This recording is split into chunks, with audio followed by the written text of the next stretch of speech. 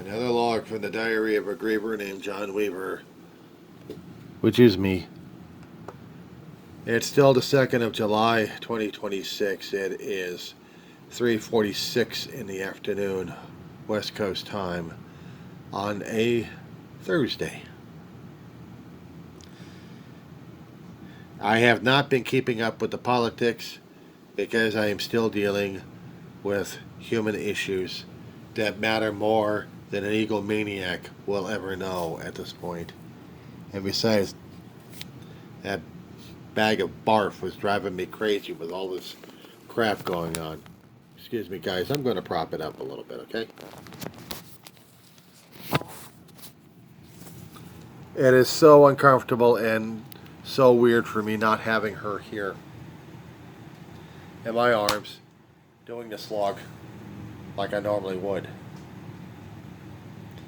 But it's something I have to get through. It's something I have to continue to get through from now on. I have to make amends and I have to make apologies to one and all. A man who grieves deeply, a man who's in deep pain like that, will say the ugliest damn things. Because it is pain talking, it is loss, it is grief. And I had hurt people in the process, and I do not know how to make amends to them. One guy I just wanted to hug like crazy because he was trying to take care of her for the last 3 days. But the thing I didn't notice prior to that, if Ma was actually dying or wished to die. I don't know how she knew that I had more problems than what she knew. I didn't want her to die. I may have expressed it one way or another late at night. But I never wished her to die because I still loved her. Still do. And I hadn't had a chance to mourn because I had been busy trying to save my own ass. I got home late last night after my friend Paul had taken me over to Stevenson's ranch because it was the only vet available that could end her suffering.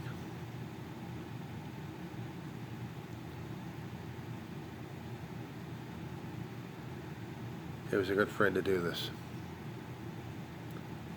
It was a long journey.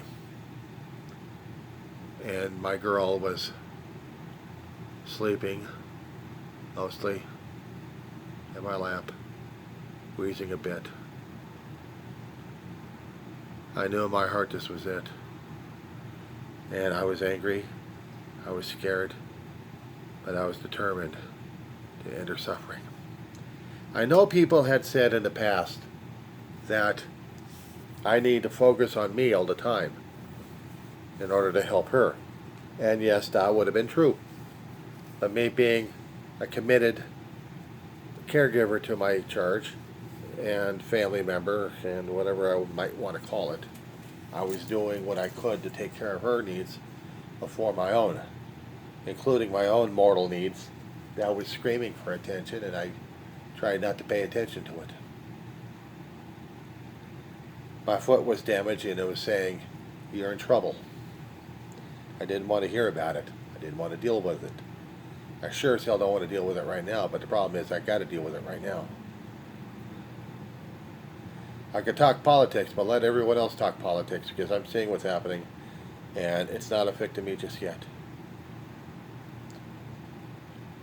There's no little evil orange face and his goon squad coming after me just yet. No, I've got a disease called osteomyelitis. It's about to take away a limb. And I'm trying to get that set up. Having 8 weeks of an IV infusion and trying to get this damn thing set up in the midst of a bug war. I needed to take the day off to assemble myself, but no, I don't have the time because I had well-wishers and I had medical insurance. I had medical establishments trying to get my attention to set things up to where I get infusion, and everything was falling apart at the same time. I was getting angry, frustrated, and stressed at the same time, and I could not absolutely function normally. There wasn't nothing normal about the whole situation. I was going nuts, and I couldn't get past it. It's bad enough when I hated a medical establishment all my life, trying to poke prod, use me as a damn pincushion. I complained about that a lot in my adult life. Complained about my youth. I should have been grateful during that time in the youth because they were trying to save my ass. But I didn't like the constant poking and prodding and blood testing and everything else. And I resented it. It wasn't a game to me. I just resented the crap out of it, kept telling people about it. Not to make them pissed off at the medical establishment, but to get my own stress off my chest about how much I distrusted those guys and hated getting to be used as a damn guinea pig. But now I got no choice. I have no choice.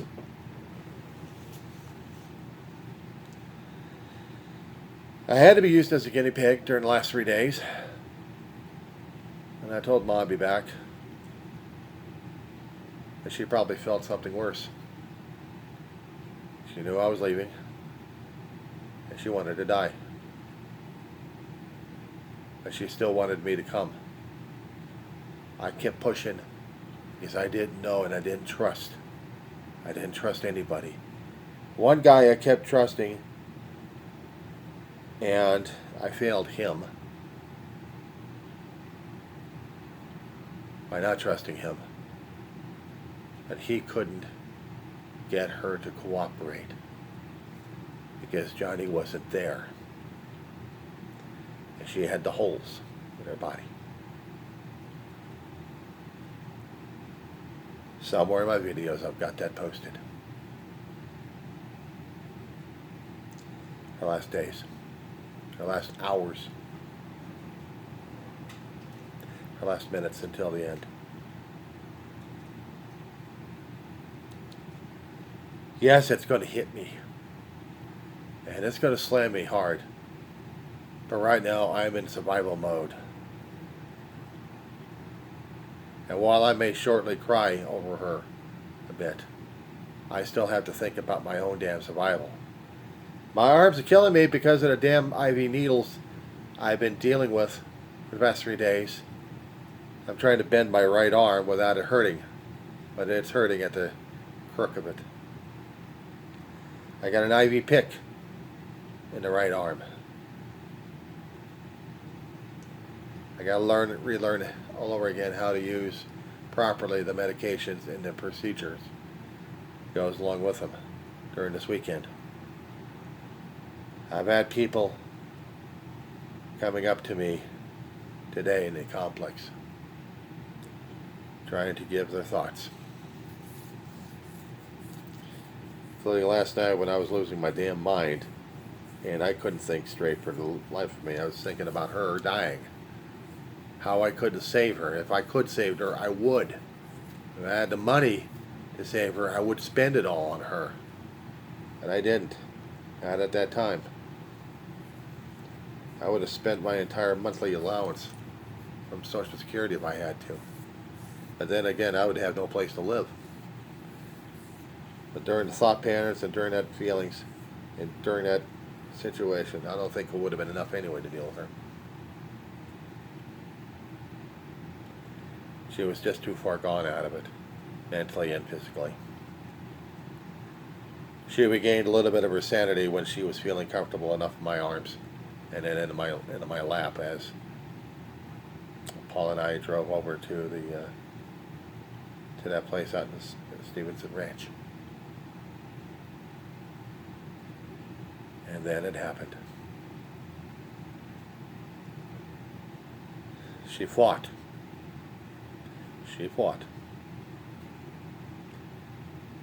And She had to succumb. But she held in her breath. She was going down fighting. If she did not want to give up on me, but if she had known what was going on and down the road, maybe. And I wanted God to take her, but it didn't happen. I had to force the issue. I have to force the issue because I have to take care of my foot. I have to take care of my body. It is pushing me over edges and ledges that I didn't want to go over. I hate sharp items. I have to deal with it now. I have to deal with the concept. I have to deal with the practicality. I got to deal with the insanity of testing my blood every single time I can, or should. 3 or 4 hours, a finger prick. And yes, that is a fly over the camera. Said before, I'm dealing with bug war. Besides the roaches, I'm dealing with flies. Speaking of which,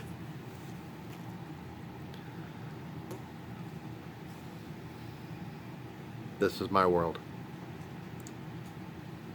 I know I should have started cleaning up this place, but I just did not have the chance. I didn't even have a chance to breathe. Things are going that crazy. There was no chance to breathe. I simply had to keep fighting and surviving at this point. And yes, it is driving me insane at this point. So that's what's going on, guys. You want to follow the Trump? There's a lot of independents out there and corporate media are talking about how screwed up this guy is. How much of his ego he still wants and how much he's still trying to fuck us over left and right. He's trying to make a big bash for himself through this holiday season. He failed at his national fair thing on the National Mall. Only a few states participated, but they also pulled back hard. And when he was giving his speech to people, it went over like a lead fart in a whirlwind. We got Stephen Miller still trying to be pissy about the Supreme Court's decision on birthright citizenship. Didn't this little fucker understand something about birthright citizenship? That it covers the people who have been also born earlier on and to people later on. If we had that kind of discrimination, discriminating who is worthy to be in the country, see, that's an issue I can't deal with. And reading that stuff online, and not to mention missing that stuff online, I just could not get myself in a position where I could have an argument on video and talk about this, guys. And right now, July 4th is going to be desecrated because we got the orange gas bag still wants to take it over and call it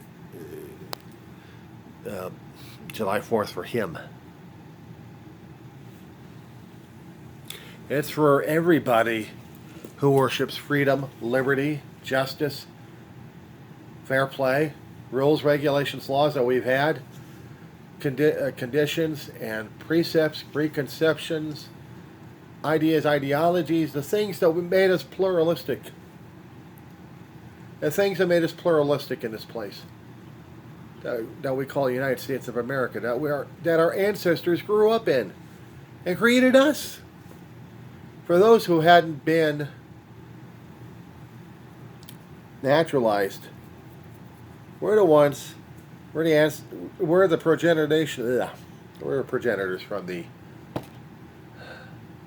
future generations, for the Mayflowers that came over to start the colonies and to start up the 13 colonies, to start up the American colonies, to start up a civil war among ourselves, who fought in different wars across the land trying to create a country by taking land from other people, by that should have been theirs. We screwed over too many people in our haste to build a country, one way or another. But we were growing too damn big, and we had too many people complaining about it. Hell, here we go again. There's another phone call from Kaiser. We'll continue this later.